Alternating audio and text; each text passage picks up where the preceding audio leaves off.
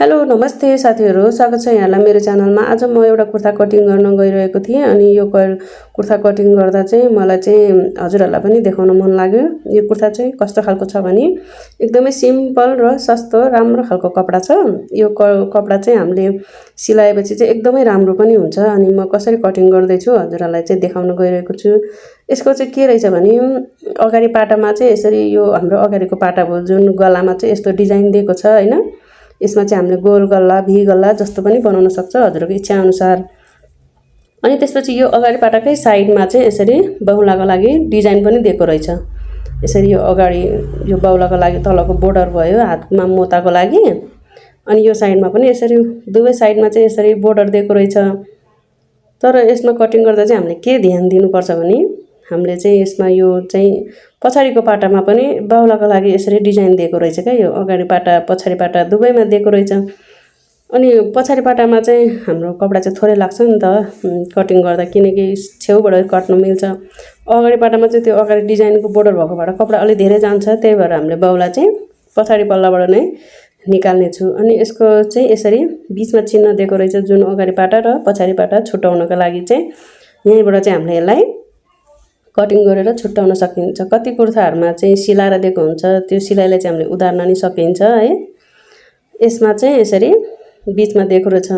अनि यो बाहुलाको लागि यो डिजाइन बोर्डर हुन्छ नि, यो चाहिँ हाम्रो दुवैपट्टि पल्लामा छ। अनि बाहुलाको बोर्डर चाहिँ सानो छ भने कुर्ताको तल साइडको बोर्डर चाहिँ एकदमै ठुलो छ है। त्यही हेरेर चाहिँ हामीले कटिङ गर्दिनु। पहिला चाहिँ म यो अगाडि पल्ला र पछाडी पल्ला दुवैको कैंचीले चाहिँ यसलाई कटिङ गरेर छुट्याउने छु।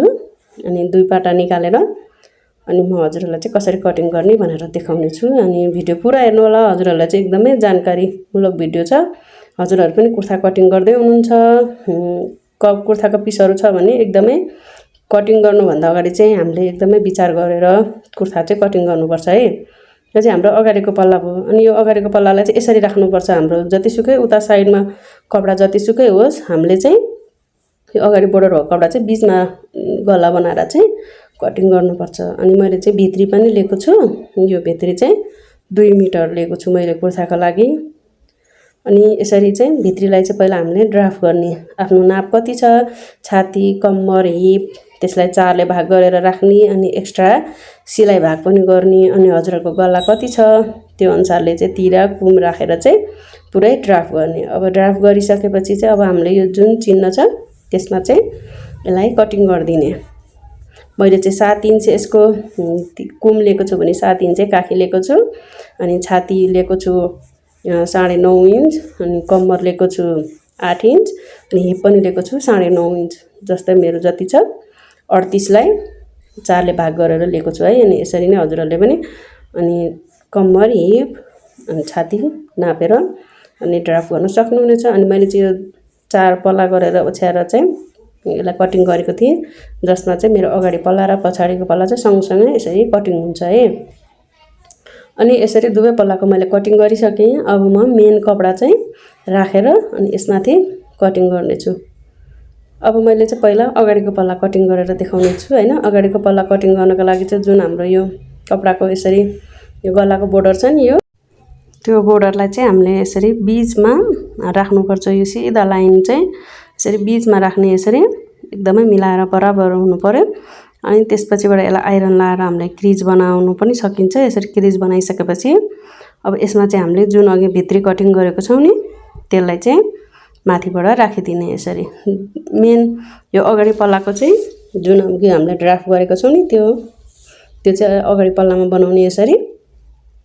त्यसपछि यसलाई चाहिँ जस्ताको तस्तै हामीले माथि राखेर अनि बराबर चाहिँ कटिङ गर्नुपर्छ यसरी है, बराबर राखेर।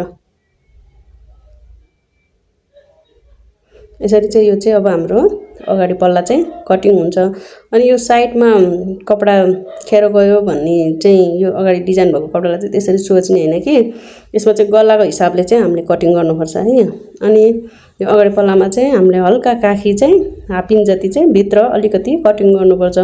पछाडी पल्लाको भन्दा अगाडि पल्लाकोमा चाहिँ हल्का भित्र चाहिँ कटिङ गर्नुपर्छ। त्यसपछि पुरै हामीले जस्ताको तस्तै यसलाई चाहिँ बराबरै भित्री बराबर कटिङ गर्दिन। अनि यसलाई चाहिँ हामीले यो अगाडि पल्ला चाहिँ रेडी हुन्छ यसरी। बोर्डर चाहिँ धेरै ठुलो छ, त्यही भएर चाहिँ यसमा चाहिँ हल्का म कटिङ गरेर अनि एक्स्ट्रा सिलाइ भाग राख्नेछु। हजुरहरूलाई पनि कति मनपर्छ बोर्डर ठुलो सानो त्यही अनुसारले कटिङ गर्न सक्नुहुनेछ। म चाहिँ यो साइडको भाग कटिङ गरेर अनि एक्स्ट्रा फेरि 1 इन्च चाहिँ यसमा फोल्ड गरेर अनि ठिक्कको बोर्डर राख्नेछु। हजुरहरूलाई सिलाएपछि पनि देखाउनेछु, हेर्नु होला अन्तिमसम्म।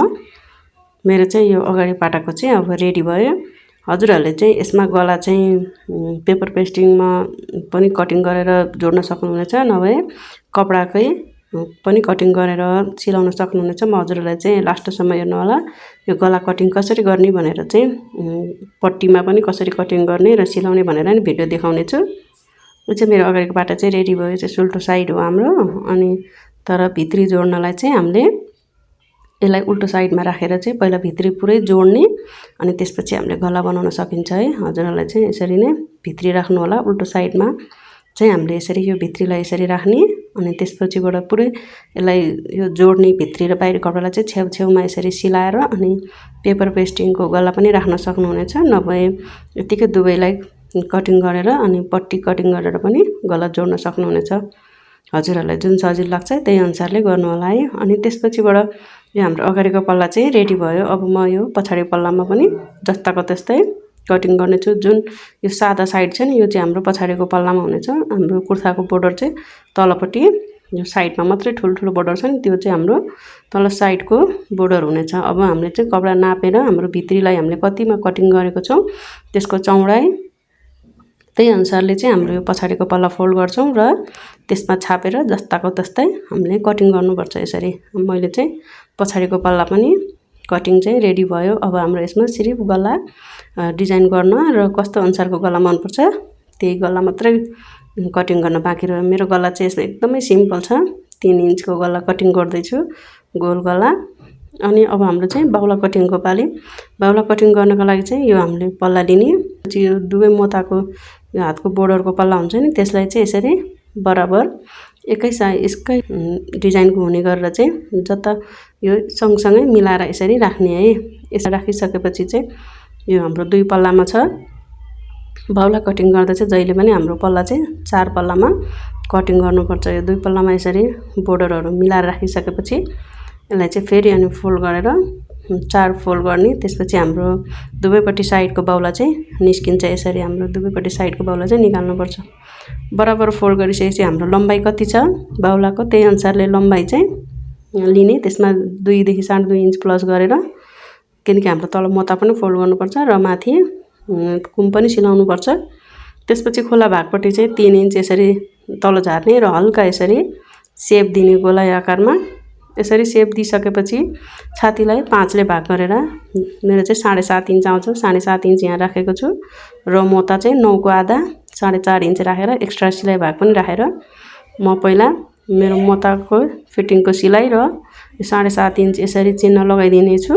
त्यसपछिबाट फेरि यो सिलाइ भाग एक्स्ट्रा र यसलाई चाहिँ यसरी मिलाइदिएर अनि म अब यसलाई कटिङ गरिदिने छु। हजुरहरू पनि कति छ नापअनुसार यसरी नै बाहुला कटिङ गर्नु होला। एकदमै सजिलो तरिका। हजुरहरूलाई चाहिँ बाहुला कटिङ गर्न पनि मैले थुप्रै भिडियोहरू हालेको छु।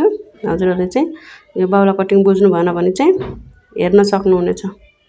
त्यसपछि यो फिटिङको सिलाइ गर्ने ठाउँमा चाहिँ हल्का हामीले यसरी कैँचीले चाहिँ यहाँनिर यसरी चिन्ह लगाइदिने। यहाँबाट चाहिँ हाम्रो फिटिङको सिलाइ जान्छ भनेर अनि बिचमा कुमको भागमा नि यसरी हल्का कैँचीले चिन्ह लगाइदिने। अनि हाम्रो अगाडि कुर्तामा चाहिँ काखीमा हल्का हाफ इन्च हामीले छाटेको थियौँ नि, बाहुलामा पनि सेम त्यस्तै गरेर हल्का हाफ इन्च चाहिँ यसरी छाट्नुपर्छ। अब हाम्रो दुवैपट्टि बाहुला चाहिँ यसरी बोर्डरको बाहुला पनि हामीले कटिङ गरेर रेडी गऱ्यौँ। मैले चाहिँ यो कुर्ता चाहिँ सिलाएपछि देखाएँ हजुरहरूलाई। चाहिँ यो कुर्ता सिलाइसकेपछि चाहिँ यस्तो भयो। एकदमै सस्तो खालको कुर्ता छ भने पनि यसलाई चाहिँ हामीले मिलाएर सिलायौँ भने चाहिँ सिलाइ चाहिँ एकदमै राम्रो हुन्छ र कुर्ताहरू पनि सिलिन्छ। एकदमै राम्रो भएको छ यो कुर्ता सिलाएर। यसमा चाहिँ भित्री पनि हालेको छु र यसको सिलाइ चाहिँ एकदमै सिम्पल तरिकाले मैले सिलाएको छु। अनि चाहिँ कम्मर अनि फिटिङहरू अनि यो बाहुला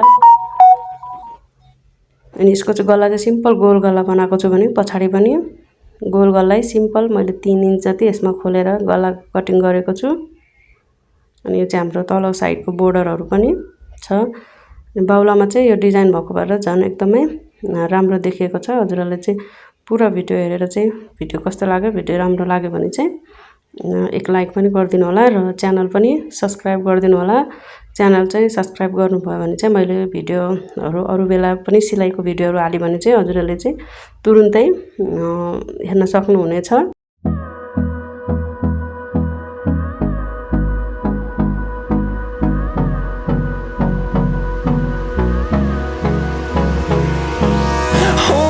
Close till I get up. Time is barely on our side. I don't wanna waste what's left. The storms we chase are leading us, and love is all we'll ever trust. Yeah, no, I don't wanna waste what's left. And on we'll go, through the wastelands, through the highways, till my shadow turns to sun rays. And on we'll go, through the wastelands, through the highways. And on we'll go.